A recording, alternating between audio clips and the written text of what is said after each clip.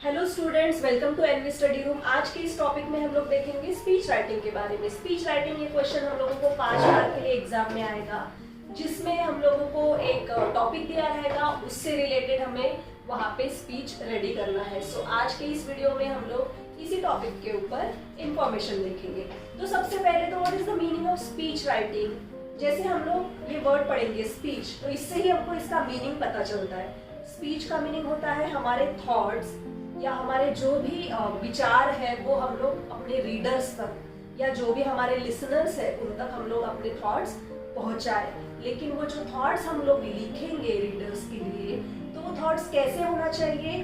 Proper एक sequence में होना चाहिए, प्रॉपर पंक्चुएशन मार्क्स का यूज किया हुआ चाहिए, प्रॉपर एक्सप्रेशन के साथ चाहिए, तभी वो स्पीच हमारा इफेक्टिव होगा। जैसे हम लोग ऐसे लिखते हैं, सबने ऐसे राइटिंग किया ही होगा, तो ऐसे राइटिंग और स्पीच राइटिंग में ज्यादा डिफरेंस नहीं है। जैसे हम लोग किसी टॉपिक पे ऐसे लिखते हैं, वैसे ही हम लोग दिए गए टॉपिक पे स्पीच भी लिखते हैं, लेकिन हम लोग प्रॉपर पंक्चुएशन का यूज करेंगे, प्रॉपर एक्सप्रेशन का यूज करेंगे, प्रॉपर वर्ड्स का यूज करेंगे। जो भी आइडियाज या जो भी टॉपिक है वो जब हम प्रेजेंट करेंगे तो इसका एक सीक्वेंस होगा, एक फ्लो होगा। तो ये सारी बातों की जानकारी ध्यान में रखकर हम अपना स्पीच राइटिंग वाला क्वेश्चन अटेम्प्ट करेंगे।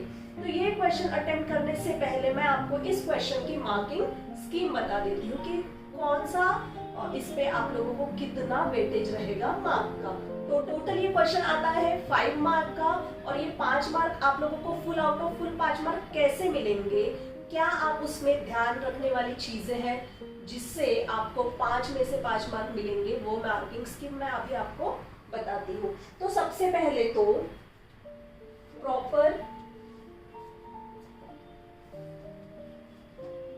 बिगिनिंग, अगर हम लोग प्रॉपर बिगिनिंग करेंगे तो हमें वहां पे उसके लिए मिलेगा 1 मार्क। प्रॉपर बिगिनिंग में क्या क्या आएगा? सबसे पहले तो टाइटल हम लोग लिखेंगे वहां पे, क्योंकि टाइटल देना बहुत जरूरी है। जब भी आप स्पीच राइटिंग वाला क्वेश्चन अटेम्प्ट करेंगे तो वहां पे सबसे पहले सबसे ऊपर आप टाइटल देंगे। क्यों? क्योंकि हमें प्रॉपर बिगिनिंग करनी है। हम लोग प्रॉपर बिगिनिंग करेंगे तो ही हमारी स्पीच इफेक्टिव होगी, अट्रैक्टिव होगी, और हमें वहां पे प्रॉपर बिगिनिंग के लिए तुरंत वहां पे 1 मार्क मिल जाएगा। उसके बाद body using the given points.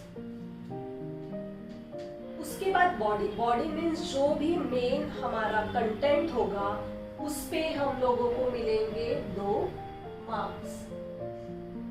जो हमारा मेन स्पीच का बॉडी होगा, बॉडी में क्या लिखेंगे हम लोग?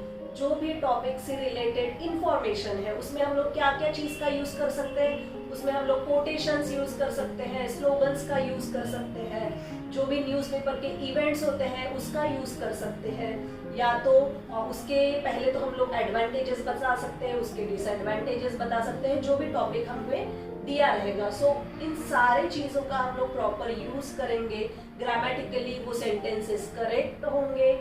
उसके बाद सारे फॉर्मेट में लिखा होगा, सीक्वेंस में लिखा होगा, तो उसे अच्छे से लिखने के बाद हमें वहां पे मिले मार्क्स। तो उसके बाद है appropriate sequence and flow of language. उसके लिए हमें मिलेगा 1 mark. Appropriate sequence and flow of language, जो भी हम लोग थॉट्स हम लोग लिख रहे हैं स्पीच में, तो जो भी थॉट्स हम लोग लिख रहे हैं उसमें क्या होना चाहिए? एक प्रॉपर सीक्वेंस होना चाहिए।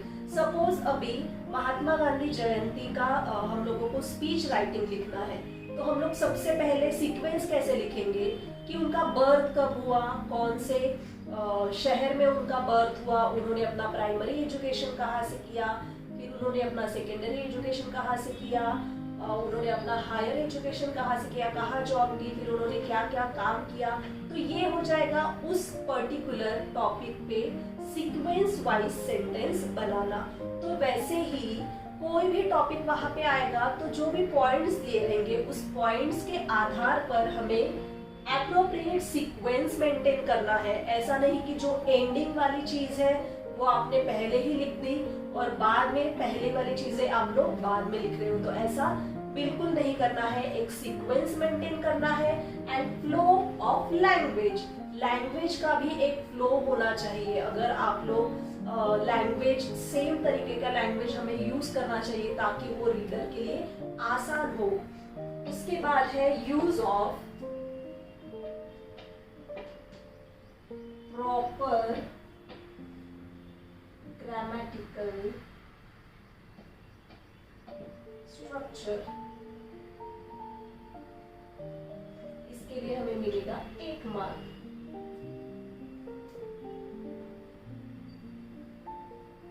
Use of proper grammatical structure,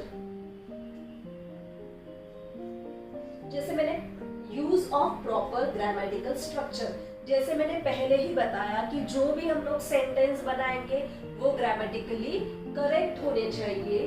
तो इसीलिए जो प्रॉपर ग्रामेटिकल स्ट्रक्चर है वो अगर हम लोग यूज करेंगे तो हमें आसानी से उसके लिए 1 मार्क मिलेगा। तो इसीलिए 5 मार्क जो होते हैं वो कुल मिलाकर जो भी हमारा प्रेजेंटेशन होता है उसमें तो ग्रामेटिकली करेक्ट होना चाहिए, लैंग्वेज का एक फ्लो होना चाहिए, उसमें प्रॉपर बिगिनिंग होनी चाहिए। जो भी हम लोग बॉडी बनाएंगे, कंटेंट बनाएंगे, वो भी जो दिए गए पॉइंट्स रहेंगे उसके आधार पर ही होना चाहिए।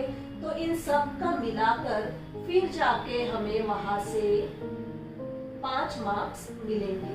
और ये तो हो गया मार्किंग स्कीम। ये मार्किंग स्कीम देखने के बाद, इसको समझने के बाद आपको समझ में आया होगा कि जब भी आप लोग स्पीच राइटिंग लिखेंगे तो इसको ध्यान में रखते हुए बाकी सारी चीजें लिखते जाना है।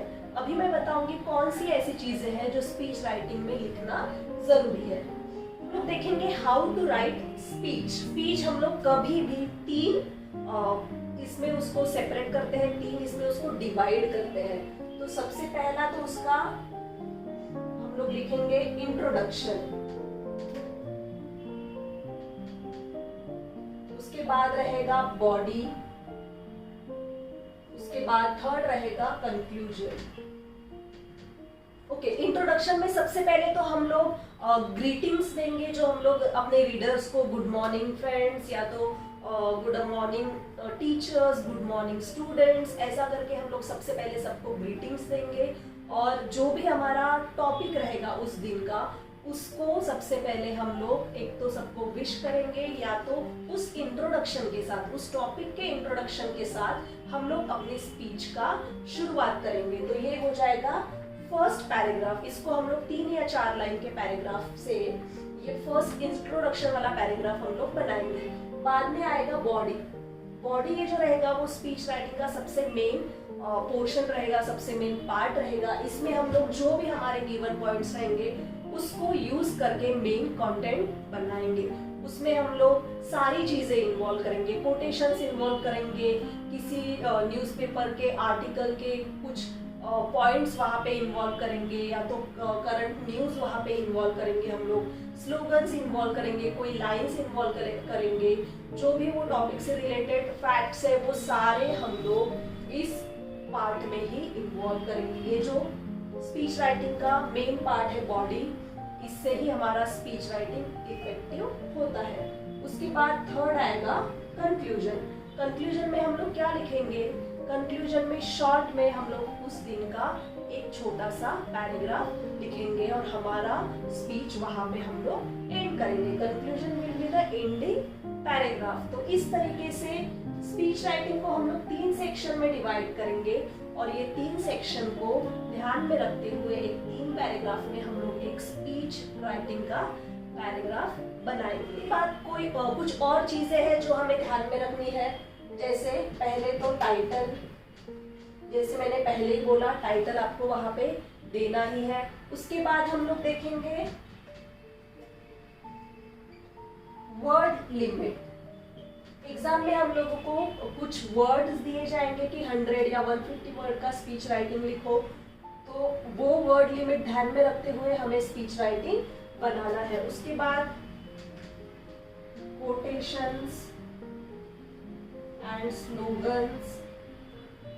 स्लोगन्स का और कोटेशंस का यूज भी हमें वहां पे करना है, जिससे हमारा स्पीच इफेक्टिव बने। उसके बाद रहेगा जो टॉपिक हमें दिया रहेगा उसको हमें सबसे पहले तो अंडरस्टैंड करना है, अंडरस्टैंड द टॉपिक, तभी हम लोग स्पीच लिख पाएंगे। सबसे पहले हमें वो टॉपिक हमें खुद को समझना है, ताकि फिर हमें उसका स्पीच हम लोग बना पाए।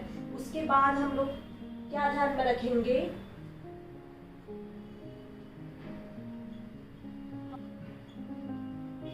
हमारे जो थॉट्स है, जो भी हम लोग अपने थॉट्स कन्वे करना चाहते हैं हमारे रीडर्स को, वो हमारे सारे थॉट्स क्लियर होने चाहिए।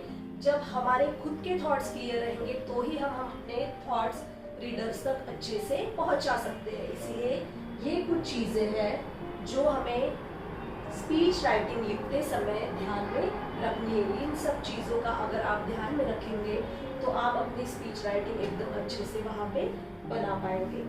सो आई होप आप लोगों को ये स्पीच राइटिंग समझ में आया होगा। इसका एग्जाम्पल हम लोग नेक्स्ट वीडियो में लेंगे, जहाँ पे मैं आपको एक टॉपिक से रिलेटेड उसका यूज़ करके, उसके पॉइंट्स का यूज़ करके एक स्पीच राइटिंग बना के दिखाऊंगी। So thank you for watching and मिलते हैं नेक्स्ट वीडियो में विद द एग्जाम्पल।